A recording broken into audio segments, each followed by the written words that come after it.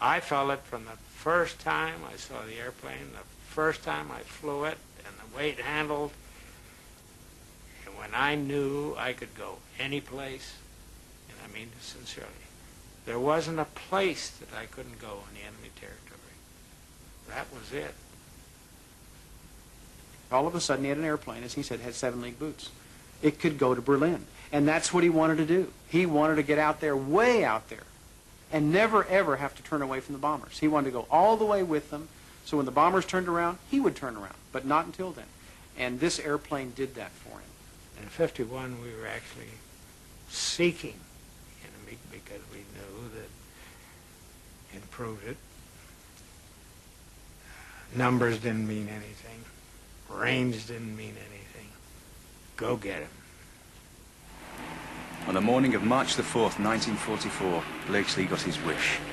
To go all the way with the bombers to Berlin, the heart of the Third Reich. A target never before attempted in daylight. So in this particular mission, we're going to Berlin, and everybody's making a big fuss about it, particularly the media. Oh my God, here we go. The hard part of the thing was the weather wasn't particularly good. The journey to Berlin and back was 1,300 miles, a 7-hour flight. The weather was so bad that half of the force had to turn back. But Blakesley pushed on, determined to tackle the Luftwaffe over the Nazi capital. I got onto one, and I got on his tail, close, close, close. I had him cold turkey. And the guns didn't fire. You can imagine what I thought. I flew up beside him, and there's been stories saying that I waved and he waved. He wasn't about to wave. If he'd have waved, I'd have rammed him. Blakesley's guns had iced over in the high-altitude cold. Teething troubles like this were inevitable in these early long-range missions.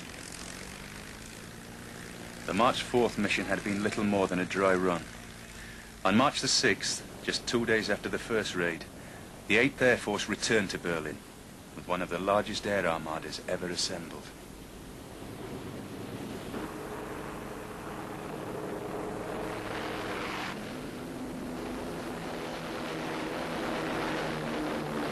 "800 bombers stretched over 30 miles of sky, and with them their Mustang escorts."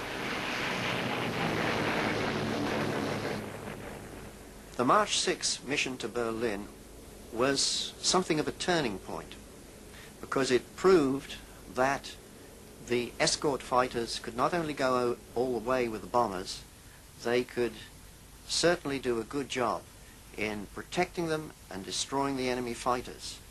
And they had to fight hard because the enemy, as it was his capital that was being attacked, put up his total air force, everything that he could muster.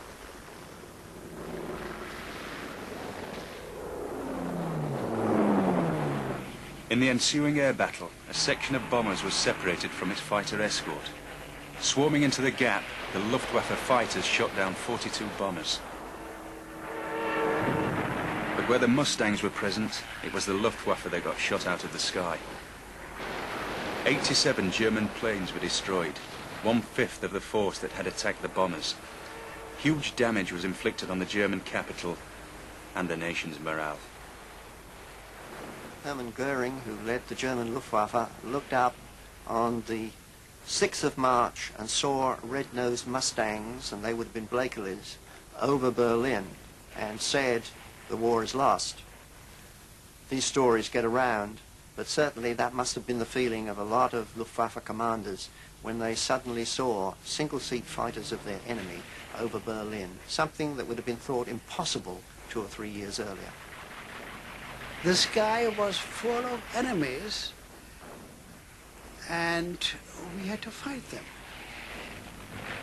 The Mustang was better in every respect. It was better in every respect. Maneuverability was better, cruising speed was higher, acceleration was higher. We had no chance against the Mustang. With the Mustang riding high over German skies, a new generation of fighter aces emerged. Blakesley, by now a legend, was decorated by Eisenhower himself. But while some were glorified, other American pilots, ignored by the media of the day, were also making their mark in Mustangs. None more so than the squadron known as the Red Tails, or simply the Tuskegee Airmen. The Tuskegee Airmen evolved as a result of a good deal of effort and controversy in the military. It was traditionally believed by the military that Negroes or blacks were not to be given any technical roles for their contribution, merely menial work. Well, with the pressures that were exerted on Congress and the military, they opened up the Air Corps for admission to the blacks in there. And this experiment was expected to fail.